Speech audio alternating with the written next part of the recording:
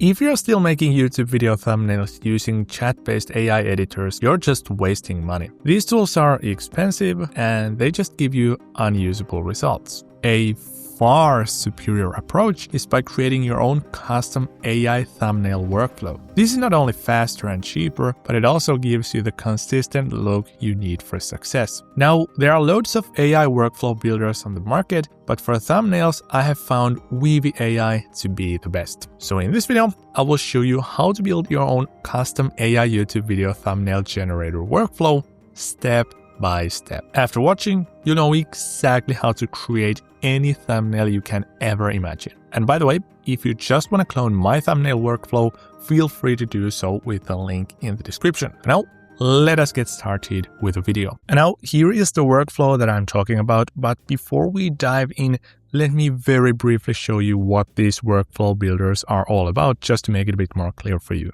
So first of all, if you have never used Weavy AI, you can just sign up with my link in the description. And once you have done so, you can click on Create New File. And it will open up this kind of an empty, infinite canvas where you can just drag and drop nodes from the left-hand side. So just an example, let us create an image of an influencer walking in Tokyo. Now, since this is an AI workflow builder, there is no send button anywhere. But what you need to do instead is you need to connect this prompt with an image generator. And just an example, one of the image generator is called Nanobanana 2. And now I can just drag and drop a node in. I will drag and drop it close to the prompt to make it more clear. And then I will just connect the prompt port to the prompt port of this image generator.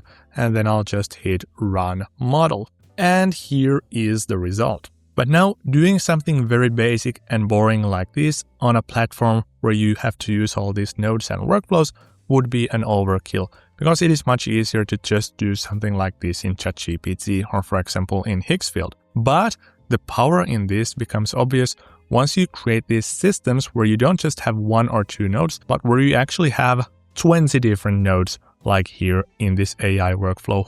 And now, speaking of these workflows, here is the AI thumbnail generator workflow that I will be building with you today. If you want to learn more about how these workflow builders work, make sure to check the link in the description, because I have made a separate 1 hour long course on how to start using Weavy AI.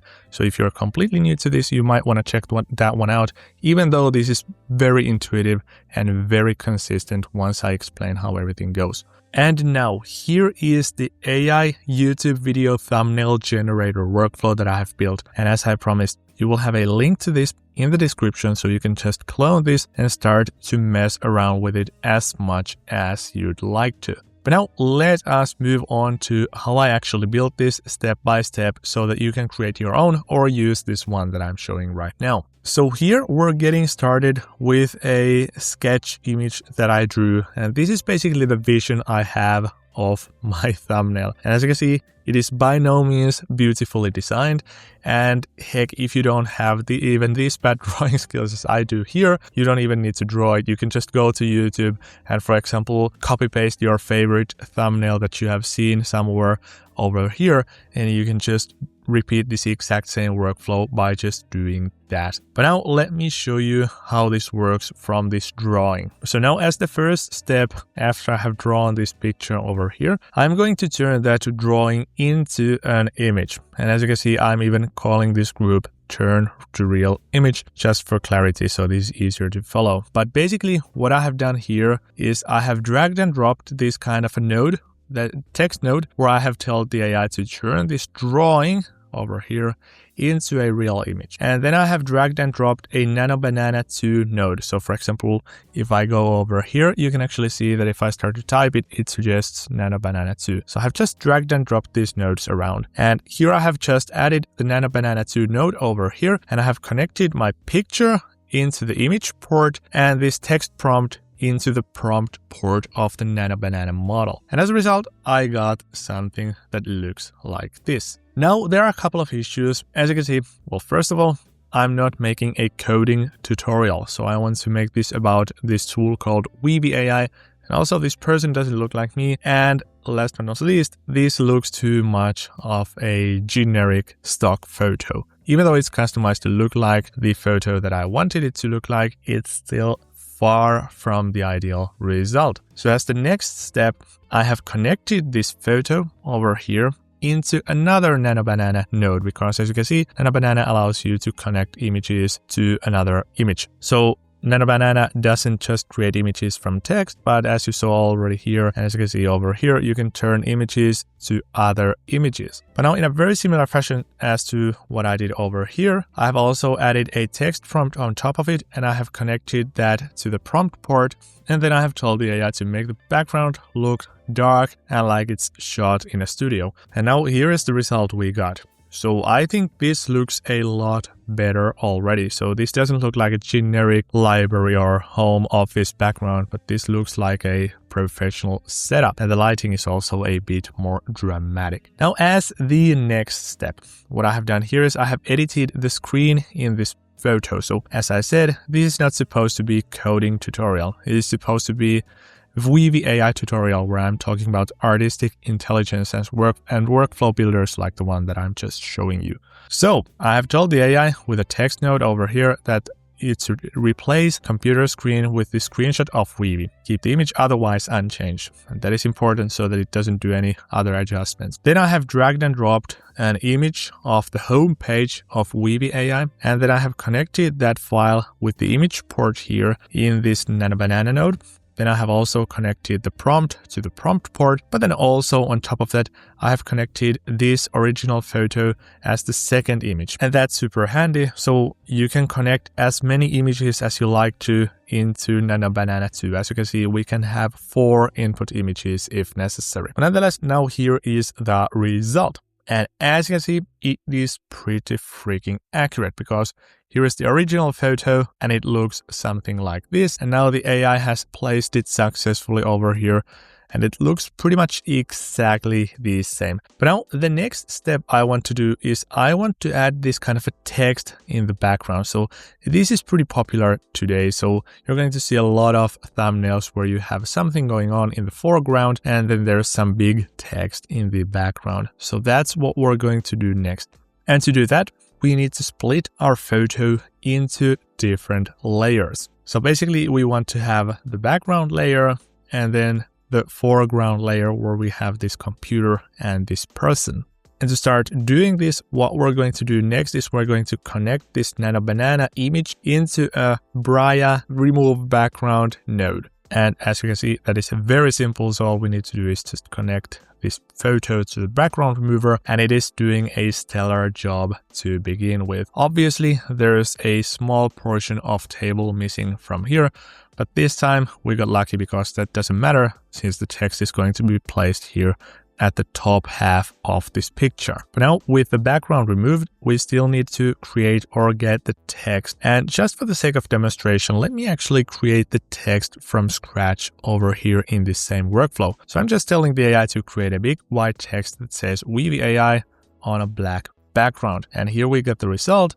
And now once again, I'm going to use a background remover tool so we don't get this black background in the mix. And here is the removed background version of the logo or the text. And now all we literally need to do is just combine these 3 photos into correct layers. And that is where we're going to use a compositor node. Now, just in case you're new to the compositor node, don't worry, it is actually fairly simple. So I have created this other workflow where I'm demonstrating how the compositor node works. So as you can see, I have created an image of a cat, a dog, and a bird. Then I have removed the background from each, and then I have just added a compositor node. And now the power here is that when I add all these images without backgrounds to the compositor, I can click on here where it says edit, and now I can move these objects around. And as you can see, those appear in front of and behind one another. And here on the layers tab, I can actually move these layers around. So if I want the dog to be first and the cat to be second, and then the bird hide in the background, I can do it like this. And now what I have done here in this thumbnail example is the exact same thing. So I have connected this photo, this backgroundless photo, and this logo photo, and I have made one photo out of those 3.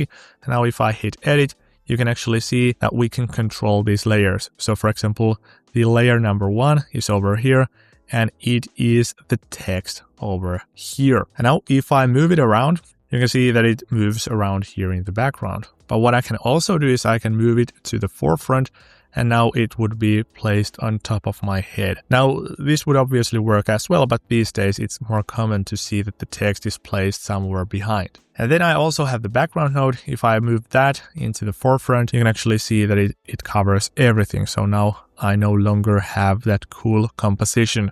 And if I remove the background altogether, you can see that we still have the text without the background, and also we have the person and the computer without the background. Now let's put it back as it was so that we're going to create the thumbnail. Now let's move on to the final step, because I think this looks fantastic other than it does not look like me at all. So as the next step, what we're going to do is I'm going to do a face swap or face change over here. And now what I have done here is I have first told the AI that I want it to prompt itself. So I'm not too confident in giving these kind of face swap prompts, because what will basically end up happening is something that we had as the first attempt. So it looks totally unnatural. It looks like my face has been copy-pasted over here without any thought put into it. So that's just so terrible that I don't want to have results like that. So that's why I'm actually telling the AI that I want to run a face swap on the thumbnail and my face, yada yada yada, but I don't want to have a stupid face swap where it looks obvious that there is a face swap taking place. And then I'm telling the AI to give me a prompt for a clever face swap that makes it look natural, and it was actually the other person in the photo. And well, basically I have specified some details. So make sure the image generator that I feed this into understand that this is also supposed to match the lighting and everything. So it's not just the face, and also adjust the face to match the expression of the original person and yada, yada, yada. You can actually check these prompts by yourself with the shared link. I don't want to talk too much because this is going to be a super long tutorial. But nonetheless, now what I have done here is that I have connected this prompt or this text node over here into a node called any LLM. And you can essentially treat any LLM as ChatGPT. So basically, this is just sending this piece of content or this piece of text into an AI text generator. And right now I'm using the ChatGPT GPT-5 AI model, but you could obviously use any one of these other ones. So you could use Claude or Gemini or earlier GPT models. But just so that you know, this is basically me having a conversation with the AI where my message is like this and the response looks like this. And as you can see, speaking of the result, it says that create a realistic face replacement where the man sitting beside the laptop thumbnail image is transformed to naturally look like the man from the selfie image, and yada yada yada. And then the last step I have also done here is that I have dragged and dropped a real image of myself into the view. And then I have created 3 different result nodes. And obviously this could just be one, but I just want to demonstrate to you that you can actually run this as many times as you want to. So you could, for example, do this 20 times if you like to. And then with just one click of a button, you would get 20 different results. But now let's jump into these results. I think this one looks absolutely fantastic. This looks exactly like me. Obviously, it is up for a debate as to whether this looks a bit too serious, but that has more to do with the original photo. And here's the same thing. It looks pretty much exactly like me. Not as much as in the first one. But let's actually check the third one. I think this one is probably the best. It looks like me. The face is not too serious, and it conveys the exact message that I want to convey with this thumbnail. Now this is basically ready for use, so I can just download it over here and I can upload it as my YouTube video thumbnail. And now if you're using a workflow builder like Weavy AI or for example Freepik Spaces, please notice that there is no silver bullet on how to do things. Here I could have avoided this step and this step with a better prompt. So for example, I could have directly said like, turn this drawing into a real image shot in a dark studio with dramatic lighting. And also I could have done the face swap over here before I compose or decompose and then compose this into these layers and images. And I also could have used an entirely different type of a prompt over here where I just describe directly what I want to do instead of having to generate a prompt over here with which I will then do the face swap. So there are basically as many ways to do this as there are users. But the whole point of this video was to show you how this workflow builder works and what is the real power behind it. So you can actually create these systems that are easy to follow, easy to share, and now you have a mechanism for creating hundreds of thumbnails like this if you want to.